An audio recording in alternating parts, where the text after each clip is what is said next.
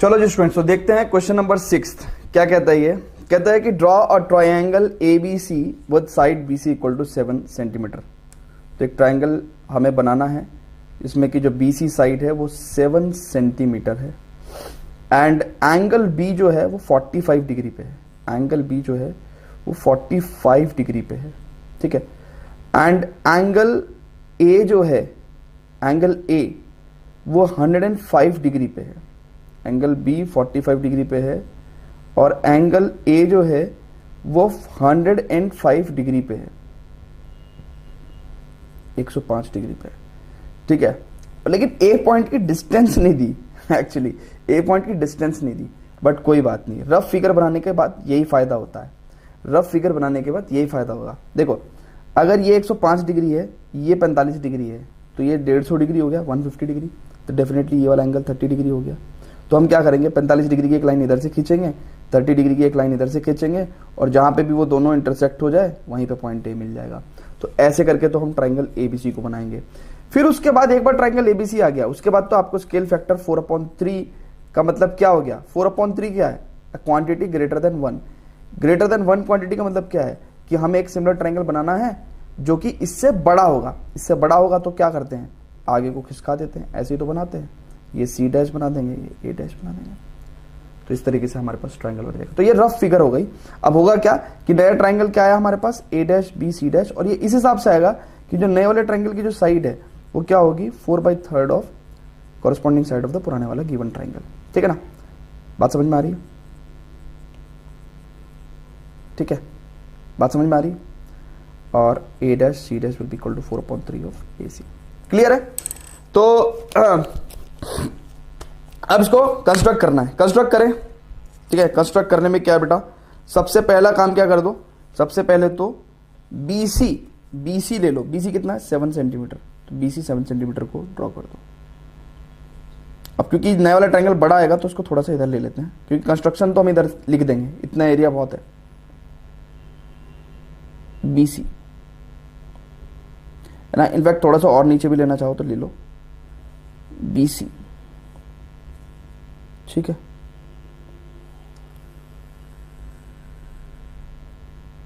BC 7 centimetre का, ठीक है, ओके।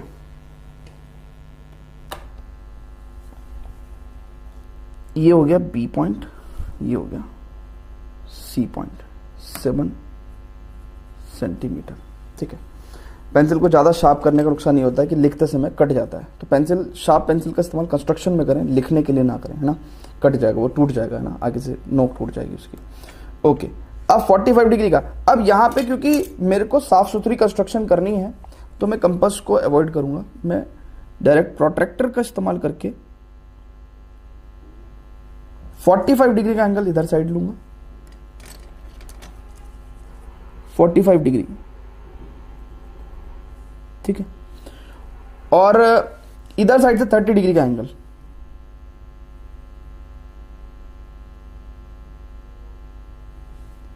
इधर साइड से 30 डिग्री का एंगल। फिगर साफ सुथरी रहे तो उसके लिए मैं स्टार्टिंग की लाइन बहुत हल्की रखूंगा। ये मैंने हल्की रखी जिससे कि बस मेरे को पॉइंट ए का पता चल जाए कि पॉइंट ए कहां है, ठीक है। तो ये 45 डिग्री हो गया, ये 30 डिग्री हो गया, तो ऑब्वियसली ये 105 डिग्री आ जाएगा और this is the point A, ठीक है। तो सबसे पहला हमने क्या काम किया है, स्टेप्स ऑफ कंस्ट्रक्शन अगर हम लिख रहे हैं, स्टेप्स ऑफ कंस्ट्रक्शन में, स्टेप्स ऑफ कंस्ट्रक्शन में पेन को इधर ही रख देते हैं, स्टेप्स ऑफ कंस्ट्रक्शन पेन से लिख देंगे ना। So draw BC equal to 7 centimetre, पहली चीज। फिर उसके बाद draw a line at an angle of 45 degree with BC through B and draw a line at an angle of 35 degree 30 degree sorry with BC through C, let both cuts at A। और ये दोनों line same side है ना, same side में ही आपको, क्योंकि 30 degree अगर आपने इधर ड्रॉ कर दिया तो नहीं कटेंगे दोनों, है ना। Let both cuts at A, ठीक है ना, ठीक है ना, समझ रहे हो? ओके नाउ मतलब एक अगर आपने 45 डिग्री इधर कर दिया और 30 डिग्री इधर कर दिया तो मतलब समझ रहे हो कि एक लाइन इधर जा रही है, एक लाइन इधर जा रही है, तो कटेंगे कहाँ, है ना। तो इसलिए इसको इस तरीके से हमने काटा है ना। So we got point A now. तो triangle ABC is the given triangle, ठीक है। अब हमें क्या करना है, with the scale factor of 4/3 हमें एक सिमिलर ट्राइंगल कंस्ट्रक्ट करना है। तो उसके लिए क्या करना पड़ता है, सबसे पहले तो एक एक्यूट एंगल लेंगे हम लोग, और एक्यूट एंगल लेंगे BC के एक्यूट एंगल पे एक लाइन लेंगे, let's say this is BX। सो यहां पे बोल देंगे कि भैया draw BX at acute angle with BC, ठीक है। अब इस पे आपको कितने पॉइंट्स लोकेट करना है, मैक्सिमम ऑफ 4 and 3, है ना, ग्रेटर ऑफ 4 and 3, है ना। स्केल फैक्टर में जो भी बड़ा नंबर होता है उतने नंबर हम लोग लोकेट करते हैं। सो लोकेट 4 का मतलब लोकेट 4 पॉइंट्स। 4 पॉइंट्स क्यों, क्योंकि वो क्या है, स्केल फैक्टर में जो न्यूमरेटर एंड डिनोमिनेटर दिया हुआ है उसका दोनों का ग्रेटर नंबर लिया हमने, 3 and 4, ठीक है ना। तो हमने 4 points on BX at equal separation starting from B। Same construction बार बार आ रही है बट करानी पड़ेगी, कारण है मतलब मजबूरी है कि हमें उसको कराना पड़ेगा। तो हम लोगों ने क्या करा, इसका 4 पार्ट्स ले लिए हमने।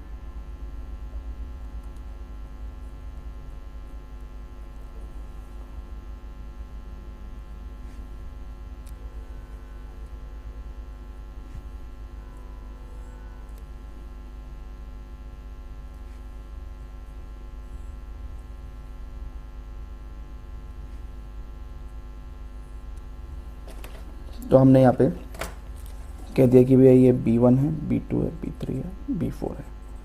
नाउ स्केल फैक्टर वाली कहानी मैं हमेशा आपको बताता हूँ, लास्ट टाइम भी बताई थी। ये कहानी हमेशा याद रखो, स्केल फैक्टर अगर ग्रेटर देन 1 है तो नया ट्रायंगल बड़ा बनेगा, स्केल फैक्टर लेस देन 1 है तो नया ट्रायंगल छोटा बनेगा, ठीक है ना। और किस किस बातों का ध्यान रखना होता है कि अगर स्केल फैक्टर ग्रेटर देन 1 है ना, स्केल फैक्टर ग्रेटर देन 1 है तो पहले हम क्या करते हैं, जो स्मॉलर नंबर वाला पॉइंट है, स्मॉलर किसका, 4 और 3 में जो स्मॉलर वाला पॉइंट है इसको C से जोड़ते हैं, ठीक है। स्मॉलर नंबर वाले पॉइंट को C से जोड़ते हैं, फिर ग्रेटर वाले पॉइंट से क्या करते हैं, पैरेलल लाइन खींचते हैं, है ना, तभी एक बड़ा ट्रायंगल हमारे पास बन के आता है, ठीक है। सो अब हम क्या करेंगे कि यहाँ पे लिख देते हैं कि as scale factor is greater than 1, scale factor greater than 1 है तो हम लोग क्या करेंगे, स्केल फैक्टर ग्रेटर देन 1 तो new triangle formed will be bigger, और बिगर कब बन के आएगा, जब B4 से हम एक पैरेलल लाइन आगे को खींचेंगे तो हमें B3 और C को ज्वाइन करना पड़ेगा। सो ज्वाइन B3C, ज्वाइन B3C, ठीक है, ओके।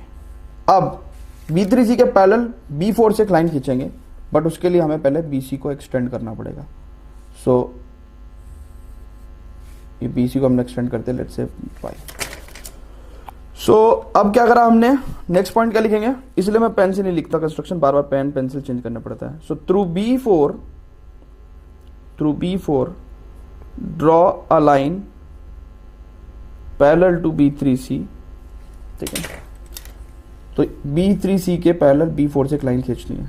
तो सेट स्क्वायर, छोटी सी जगहों में सेट स्क्वायर बहुत कारीगर है, अदरवाइज कंपास से तो चीज़ें बहुत ज़्यादा खराब हो जाती है, मतलब गंदी सी लगने लगती हैं। हालांकि कर तो सकते हैं कंपास से भी हम,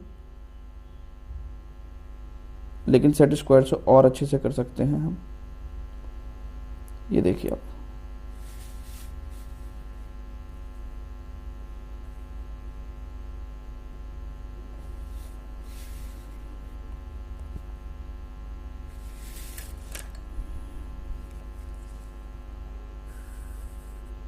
ये थोड़ा सा पेंसिल शार्प ना होने की वजह से थोड़ा सा आगे खींचा है, बट कोई दिक्कत नहीं है ना, कौन सा मेजरमेंट करके थोड़ी दिखाना है, बट बिल्कुल पैरेलल लाइन खींचनी हमने।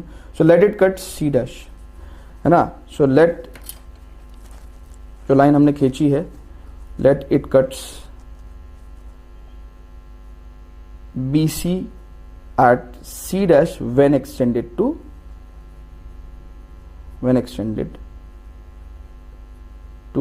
वाई, ठीक है। बीसी को जब वाई तक एक्सटेंड किया तो उसी लाइन को सी डैश पे काटती है, ठीक है। ओके, अब कुछ नहीं करना आपको, ये जो लाइन है, क्योंकि अब क्या होगा कि सी डैश से हमें एसी के पैरेलल लाइन खींचनी पड़ेगी यार, दिख रहा है ना आपको फिगर। तो हमें क्या करना पड़ेगा, कहीं ना कहीं इसको डार्क करके और इसको एक्सटेंड करना पड़ेगा, ठीक है। सो हमने क्या करना है, सी डैश से through C dash draw a line parallel to A C. Again set square का इस्तेमाल कर सकते हैं हम, ठीक है ना। ये लाइन थोड़ा सा और डार्क कर लो तसल्ली के लिए, ये लाइन थोड़ा सा और डार्क कर लो तसल्ली के लिए, है ना। तसल्ली क्या, स्पेशली मतलब हमें वो भी तो कराना है, तो यहाँ पे जगह काफ़ी है, कंपास का इस्तेमाल कर सकते हैं पैरेलल लाइन खींचने के लिए। थोड़ा बड़ा रेडियस लेके आप काम कर सकते हो, कोई दिक्कत नहीं है।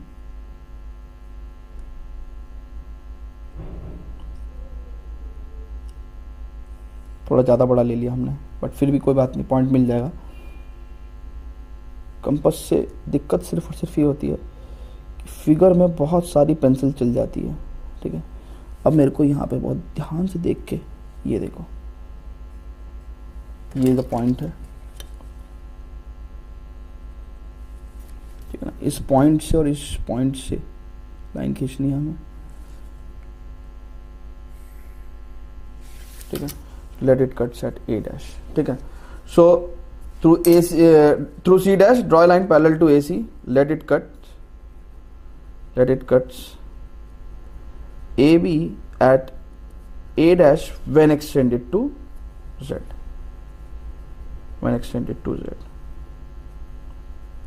सो अब हमारे पास क्या हो गया, now triangle A dash B C dash is required triangle, ठीक है ना, सच दैट जो ए डैश बी है वो 4/3 टाइम्स ऑफ ए बी है, एंड बी सी डैश जो है वो 4/3 टाइम्स ऑफ बी सी है, and A dash C dash जो है वो 4/3 टाइम्स ऑफ ए सी है, ठीक है ना।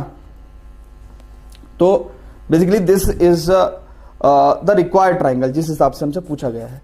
अब हमें इसको प्रूव करना है कि भैया ये बात आपने किस हिसाब से पुष्टि करी, कंस्ट्रक्शन तो आपने कर दी, तो जस्टिफिकेशन भी देना पड़ेगा।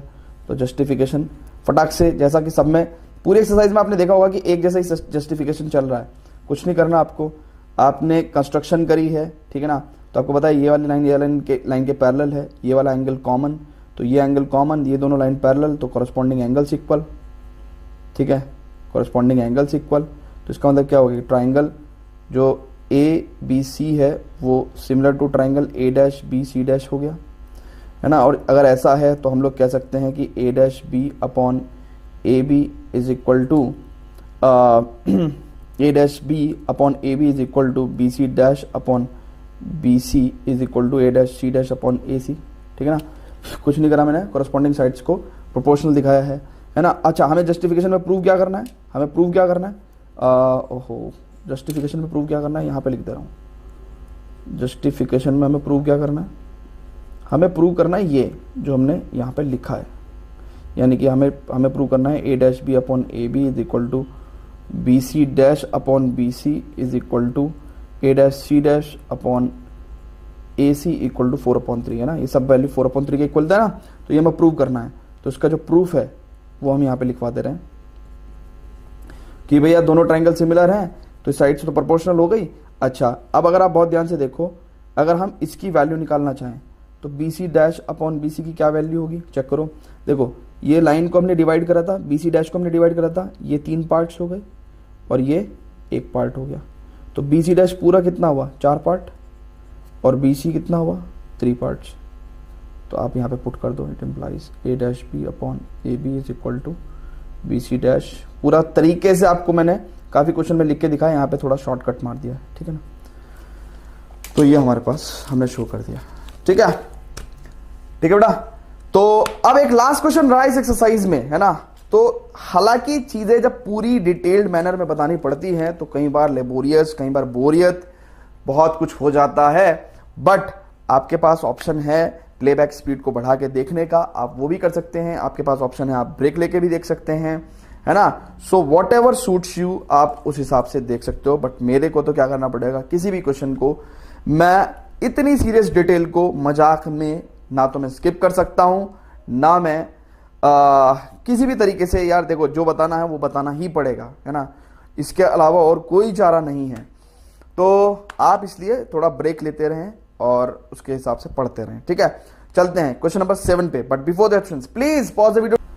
चलो जी फ्रेंड्स, तो last question of the exercise 11.1 देखते हैं क्या कहता है इसमें। कहता है कि draw a right triangle in which the sides other than hypotenuse are of length 4 centimetre and 3 centimetre, then construct another triangle whose sides are 5/3 times the corresponding sides of the given triangle. मतलब कि draw a right triangle in which the sides other than hypotenuse. तो एक right triangle बनाना है हमें, ठीक है। उसमें hypotenuse को छोड़ के जो अदर 2 साइड्स हैं वो एक 4 सेंटीमीटर की है और एक 3 सेंटीमीटर की है। अब ऐसा भी हो सकता है कि कोई बच्चा 3 सेंटीमीटर वाली साइड ऐसे बना दे और 4 सेंटीमीटर वाली साइड बेस में ले ले, तो ट्रायंगल ऐसा भी हो सकता है। और ट्रायंगल 4 सेंटीमीटर वाली साइड परपेंडिकुलर भी हो सकती है ना, और 3 सेंटीमीटर वाली साइड बेस भी हो सकती है ना। दोनों में से कोई भी केस पॉसिबल है as per the given condition, है ना। राइट एंगल है तो ये बात ध्यान रहेगी कि भाई ये वाला एंगल 90 डिग्री है और ये हाइपोटेन्यूज है, ठीक है ना। तो परपेंडिकुलर 4 और बेस 3 हो सकता है, या फिर परपेंडिकुलर 3 या बेस 4 भी हो सकता है, ठीक है। Then construct another triangle whose sides are 5/3 times, यानी कि स्केल फैक्टर क्या दिया हुआ है 5/3। 5/3 क्या है, एक नंबर है जो ग्रेटर देन 1 है, यानी कि हमें जो ट्रायंगल मिलेगा वो बड़ा मिलेगा, है ना। नया जो ट्रायंगल आएगा वो बड़ा आएगा, ठीक है ना। ओके, मान के चलो हमने ये चूज कर लिया, ये वाला ट्रायंगल, ठीक है ना, कि भाई ये 4 हो गया, ये 3 हो गया, ये 90 डिग्री। तो हमें एक ट्रायंगल बनाना है विद स्केल फैक्टर 5/3। तो स्केल फैक्टर 5/3 का मतलब क्या है कि नया ट्रायंगल बड़ा बनेगा, तो वो कुछ इस तरीके का बनेगा। तो मान के चलो अगर पहले वाला ट्रायंगल हमारा ABC है, तो जो बड़े वाला ट्रायंगल है वो कुछ इस तरीके से हमारे पास आ जाएगा, ठीक है ना। यही बेसिकली हम लोग लॉजिक लगाते हैं कंस्ट्रक्शन, जो पूरे एंटायर एक्सरसाइज में बेसिकली हमने यही लॉजिक लगाया कि जब स्केल फैक्टर ग्रेटर देन 1 है तो नया ट्रायंगल बड़ा आया है, जब स्केल फैक्टर लेस देन 1 है तो नया ट्रायंगल छोटा आया है ना, उसी हिसाब से हमने बनाया है। तो ये तो बेसिकली एक रफ आइडिया क्वेश्चन का दिया है मैंने। अब करते हैं कंस्ट्रक्शन, ठीक है। तो ये इतना एरिया तो रफ का है, मतलब रफ सिर्फ आपको समझाने के लिए है, आपको एग्जाम में सच मतलब कोई रफ दिखाना नहीं है ना। ये तो सिर्फ आपको सिर्फ समझाने के लिए था। तो सबसे पहले तो हम लोग एक काम कर लेते हैं, 3 सेंटीमीटर, ये इंचेस की तरफ चला गया था मैं, 3 सेंटीमीटर का एक वो ले लेते हैं। ओके, अब क्योंकि मैंने रफ में वैसे 3 सेंटीमीटर को मैंने बेस लिया है ना, मेरा कंसिडरेशन है शायद, बट मैं इस वाले ट्रायंगल का बेसिक लेके चलता हूँ। मैं लगे बेस को 4 सेंटीमीटर लेके चलता हूँ, क्योंकि बेस पे मेरे को काफ़ी सारे काम करने पड़ते हैं, तो मैं थोड़ा बड़ा करना चाहता हूँ उसको, है ना। तो उसको मैं थोड़ा बड़ा लेना चाहता हूँ, तो मैं बेस को 4 सेंटीमीटर ले रहा हूँ, ठीक है ना। तो ये वाला केस ना लेके मैं ये वाला केस ले रहा हूँ। तो बेस को मैंने 4 सेंटीमीटर का ले लिया, क्योंकि बेस से मेरे को काफ़ी काम रहता है। ये सेट से BC है, ठीक है ना। और इसके जस्ट राइट एंगल पे मेरे को एक लाइन खींचनी है, इसके जस्ट, इसको मैं डार्क कर दूंगा, इसके जस्ट राइट एंगल पे ये राइट एंगल हो गया, ठीक है। इसके जस्ट राइट एंगल पे हमने क्या कर लिया, हमने ये रहा just right angle, just right angle, इस पे हमने क्या लेना है, ये 4 सेंटीमीटर था तो ये हमने 3 सेंटीमीटर लेना है, तो 3 सेंटीमीटर का एक मार्क लगाएंगे, 3 सेंटीमीटर का एक मार्क लगा लिया हमने, तो ये रहा 3 सेंटीमीटर का मार्क, ठीक है ना। Let's say this point is a, ठीक है। इसको मैं थोड़ा सा z कह दे रहा हूँ, है ना, और इसको थोड़ा सा डार्क कर दे रहा हूँ, ठीक है ना, और AC को ज्वाइन कर दे रहा हूँ।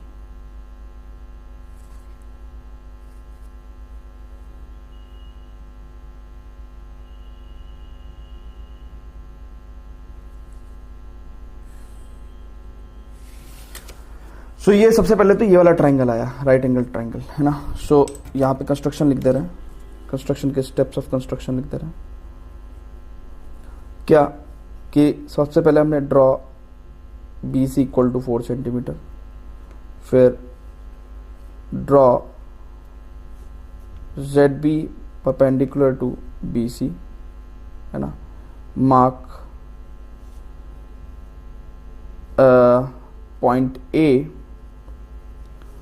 on BZ at 3 centimeter away from B, तो ये 3 सेंटीमीटर अवे फ्रॉम B, ठीक है। Okay, now the third thing is what, कि अब हमें क्या करना है, सिमिलर ट्रायंगल कंस्ट्रक्ट करना है ना, 5/3 का स्केल फैक्टर को इस्तेमाल करते हुए। तो 5/3 का स्केल फैक्टर का इस्तेमाल करते हुए जब हम करना है, सबसे पहला काम क्या है कि हम BC के एक्यूट एंगल में कोई लाइन खींच लेंगे।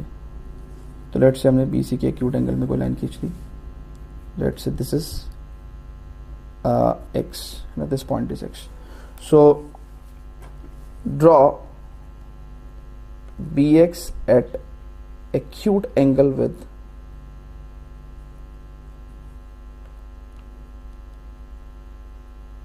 BC, ठीक है, BX at acute angle with BC,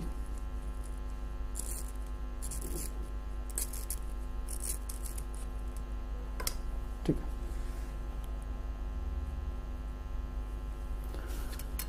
ठीक है जी, ओके। अब क्या करना है, अब आपको इस पे 5 और 3 का जो बड़ा नंबर है, यानी कि ये इतने पॉइंट्स लोकेट करने हैं। सो लोकेट 5 पॉइंट्स, 5 क्यों, ग्रेटर ऑफ 5 and 3, ठीक है ना, greater of 5 and 3 on BX at equal separation starting from B। Time to time मैं लैंग्वेज भी चेंज कर देता हूँ थोड़ी सी, तो उससे कोई फ़र्क नहीं पड़ता है ना, एक ही बात को कई तरीके से कहा जा सकता है, ठीक है।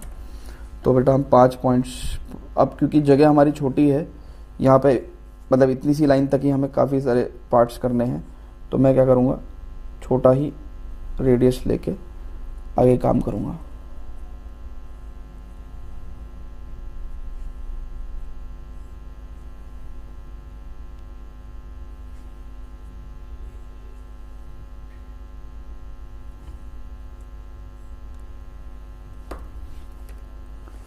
So this is B1, B2, B3, B4, B5। अब नया वाला ट्रायंगल क्या होना है, नया वाला ट्रायंगल बड़ा आना है, तो डेफिनेटली हम क्या करेंगे, हम इसमें तो छोटे वाले नंबर को ज्वाइन करेंगे C से, तभी तो उसके पैरेलल एक लाइन खींचेगी और बड़ा ट्रायंगल बनेगा, ठीक है ना। तो इसका मतलब हम क्या करेंगे, हम कहेंगे कि भैया ज्वाइन मार्क, सबसे पहले तो हम कहेंगे कि मार्क स्मॉलर पॉइंट, है ना, मार्क स्मॉलर ऑफ 5 and 3, ठीक है ना। तो ये मार्क कर लिया हमने, ज्वाइन B3C, तो ये हमने ज्वाइन कर दिया, है ना। तो ये बात हमने आपको बताई है, आपको फिर से मैं अगर रिकॉल कराऊं तो देखो मैंने कहा है कि जब स्केल फैक्टर ग्रेटर देन 1 है तो नया ट्रायंगल बड़ा बनेगा और हमें स्मॉलर नंबर वाले पॉइंट को C से जोड़ना होता है, ठीक है ना, और फिर ग्रेटर नंबर वाले पॉइंट से पैरेलल लाइन खींचनी पड़ती है, ठीक है ना। तो ये आपको ध्यान रखना बेटा, है ना, हर बार मैं आपको चीज़ें रिकॉल करा रहा हूँ, इतनी बार कोई रिकॉल नहीं कराएगा, ठीक है। तो आपको B5 से B3C के पैरेलल लाइन खींचनी है। तो कंपास का इस्तेमाल कर सकते हैं हम, यहाँ पे काफ़ी जगह हमारे पास मिल रही है। तो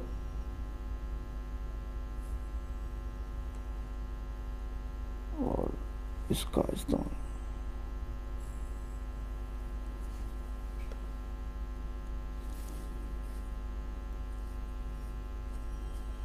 ये हमें देखना पड़ेगा कि बेसिकली ये कितना रेडियस पे एग्जैक्ट, कितना रेडियस पे एग्जैक्ट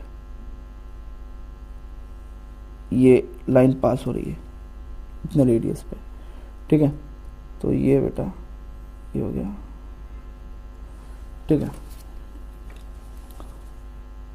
ये हो गया हमारे पास पॉइंट। ठीक है, बस आप P5 से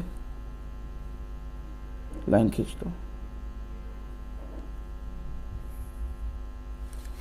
तो let it cuts at C dash. So sorry so join B3C। Now next point में क्या है कि through B5 draw a line parallel to B3C, let it cuts by at C dash, है ना, या BC at C dash when extended to Y। ठीक है ना। तो यहाँ पे कहीं पे कहीं पे कहीं पे कहीं पे यहाँ पे लिख देते हैं एक्सटेंड BC टू BY।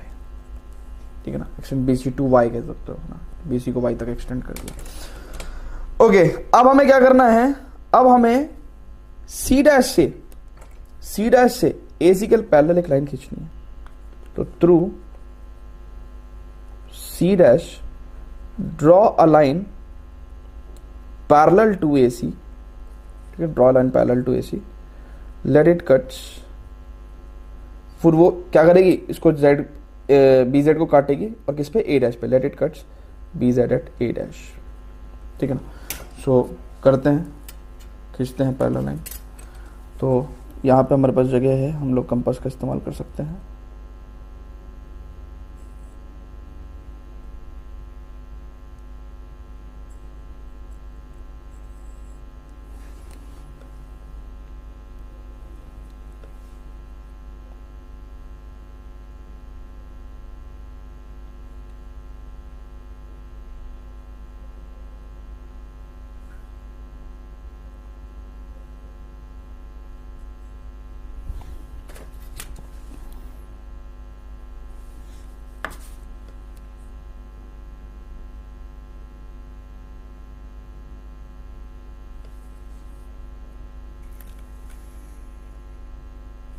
तो भैया ये आ गया हमारे पास A डैश पॉइंट। देखो आ गया एग्जैक्टली ऐसी फिगर।